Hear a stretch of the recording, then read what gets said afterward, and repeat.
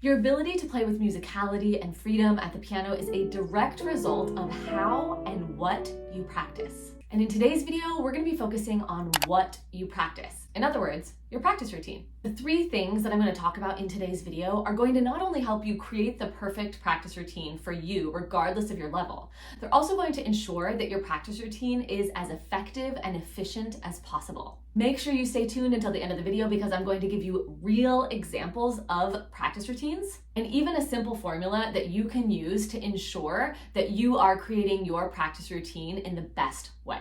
Hey piano people, I'm Ashley from Ashley Young Music Studio. Welcome to the channel. You are about to learn how to practice a whole lot smarter, not harder. Let's dive in. The first thing that you're going to do for your piano practice routine, regardless of your level, that's going to help you make sure your practice routine is effective and efficient, is to create a balance of your pieces and your supporting skills. Now, this formula is amazing because it doesn't matter what level you are. It doesn't matter how much time you have to practice each day. You can use this formula to break up your practice routine in a way that makes a lot of sense and in a way that makes sure that you're not wasting time. I'm going to give you this formula, and I want you to keep in mind that you have to stay tuned and listen to the other things we're going to talk about because the formula isn't always taken exactly as I present it right here. I'm going to go over a couple of scenarios in which you would maybe alter the formula slightly.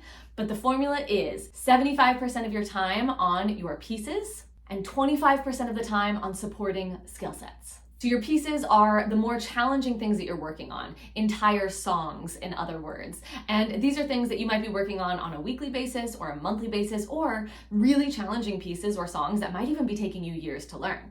The supporting skills are things like theory, sight reading, ear training, anything that's going to support you in your journey to developing better technique, developing better piano skills, developing a better knowledge and awareness of music as a whole. For example, let's say that you are at an intermediate level and you have 1 hour to practice every single day. You're working on 2 pieces, those are your songs, and then you're also working on your supporting skills, and the supporting skills that you're working on are sight reading, scales, and music theory. So using our formula of spending 75% of the time on the pieces and 25% of the time on the supporting skills, we would use 45 minutes to practice those 2 pieces, and then we would use the remaining 15 minutes to practice the scales, the sight reading, and the music theory.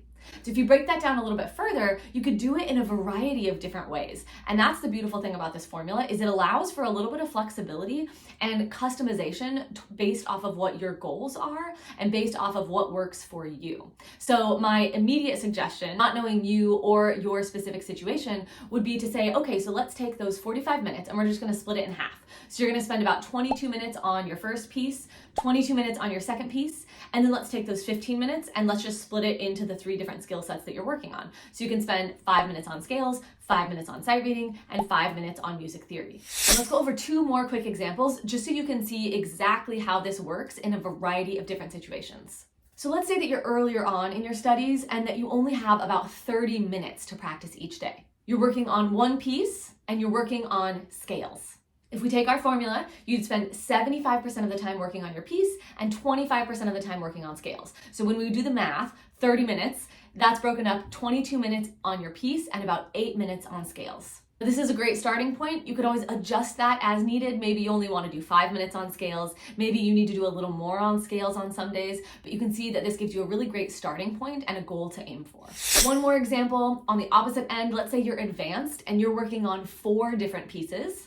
And then you're focusing on sight reading and technique, and you have 2 hours to practice every single day. I did some math before this video. So you would have 1.5 hours to practice your 4 pieces. Then you would have 30 minutes to practice scales and sight reading. Now you would need to take this one step further and break those chunks of time even smaller. So if you have 1.5 hours to practice 4 pieces, maybe you're spending about 22 minutes on each piece. And if you have 30 minutes to practice scales and sight reading, maybe you're spending about 15 minutes on each, or maybe a little more on sight reading, a little less on scales. You could customize it to fit what your goals are. Now, going over these real life examples leads me to the second thing that you can do for your practice routine, regardless of your level, to make sure that you're being as effective and efficient as possible, which is to be flexible based off of your goals and your timelines. So when I give you this formula to create the perfect practice routine, you have to take into account what your specific situation is. Let's say you're the advanced student that has 4 pieces and you have an hour and a half to practice those pieces, and then you have 30 minutes to practice your scales and sight reading. Well, if you're working towards playing in a festival or a recital and you're only going to be focusing on 1 piece for that recital, and then your other 3 pieces are more just like for fun or to help you build other skill sets, then I would say instead of giving all 4 pieces an equal 22 minutes, you might consider giving the 1 piece a much longer amount of time because that's the piece you need to prepare for the recital. And then you might consider splitting the remaining time between the other 3 pieces that are more for fun or more helping you build other skill sets. So don't take this formula as being literal in every single situation. Take the formula and use it as a guide to create something that really works for you. But in general, the 75% to 25% ratio is going to work really well as a starting point for almost every single piano player. Now, I go significantly deeper into designing a weekly practice routine that really accelerates your results that you get during that practice time towards confident musical expression in a free 4-day event that I do only twice a year. And it's starting in 2 days. It's called Piano Practice Lab. And if you want to join me live in Piano Practice Lab for 4 days in Zoom, so we can hang out and so I can help you design the perfect routine for you, go ahead and register using the link in the description below. You still have time if you're watching this video right when it comes out. We start on January 22nd. If you're watching this after January 22nd, replays will be available, so go ahead and register anyway, and I can send you the replays. The third thing that I want you to do, regardless of your level, for your practice routine to be effective and efficient, is to make sure that you take breaks. And a lot of people make mistakes here because they'll see that they have like a 2-hour chunk of time to practice, and they'll just think, I can sit at the piano for 2 hours straight and I can practice and get so much done. But this is really, really wrong. I want you to be taking a break every 10 minutes. And I know that might sound like a lot. When I first heard that from my teacher in college, I was like, that's crazy. If I'm taking a break every 10 minutes, I'm never going to get anything done. But in fact, the opposite is true. The human brain can really only focus at a high level for about 10 to 15 minutes. After that, you get diminishing returns because your focus is not quite as clear and you just can't keep the same level of quality of focus after about 10 or 15 minutes. And so if you force yourself to sit there for chunks of time, like 30 minutes or an hour, anything that you do after the 15-minute mark is going to be significantly less effective and less efficient.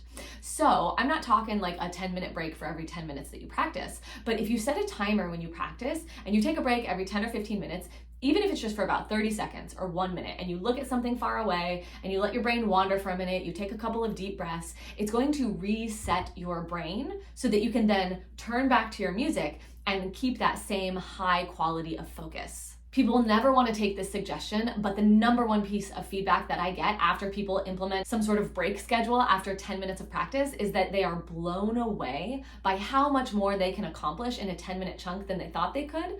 And they're also blown away by how much they remember the next day because they're bringing that high quality of focus to every single chunk of 10-minute practice. And again, we're going to talk about this a lot more in that free 4-day event called Piano Practice Lab. If you are learning anything from this video, go ahead and give it a thumbs up, comment below and let me know why you liked it, and share it with some other adult piano players so that they too can have this simple formula to create the perfect practice routine. Don't forget to join Piano Practice Lab. You can do that right here on the end screen. Happy practicing.